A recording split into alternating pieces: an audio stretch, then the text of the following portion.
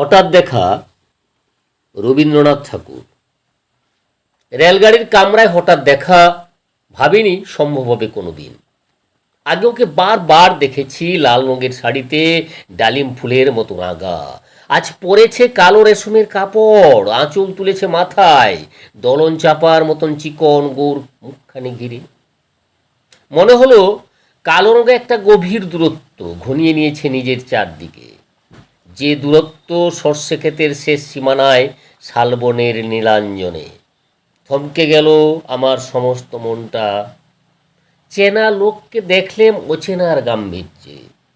হঠাৎ খবরের কাগজ ফেলে দিয়ে আমাকে করলে নমস্কার। সমাজবিধির পথ গেল খুলে, আলাপ করলাম শুরু, কেমন আছো, কেমন চলছে সংসার ইত্যাদি। সে রইল জানালার বাইরের দিকে চেয়ে, যেন কাছের দিনের ছোঁয়াচ পার হওয়া চাহনিতে। দিলে অত্যন্ত ছোট দুটো একটা জবাব, কোনোটা বা দিলেই না। বুঝিয়ে দিলে হাতের অস্থিরতায় কেন এসব কথা, এর চেয়ে অনেক ভালো চুপ করে থাকা। আমি ছিলাম অন্য বেঞ্চিতে ওর সাথীদের সঙ্গে।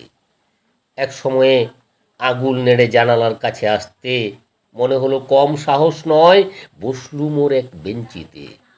গাড়ির আওয়াজের আড়ালে বলল মৃদুস্বরে, কিছু মনে করো না, সময় কোথা সময় নষ্ট করবার। আমাকে নামতে হবে পরের স্টেশনে, দূরে যাবে তুমি, দেখা হবে না আর কোনো দিনই। তাই যে প্রশ্নটার জবাব এতকাল থেমে আছে, শুনবো তোমার মুখে, সত্য করে বলবে তো? আমি বললাম, বলবো। বাইরের আকাশের দিকে তাকিয়ে শুধলো, আমাদের গেছে যেদিন একেবারেই কি গেছে, কিছুই কি নেই বাকি। একটুকু রইলেম চুপ করে, তারপর বললাম, রাতের সব তারাই আছে দিনের আলোর গভীরে।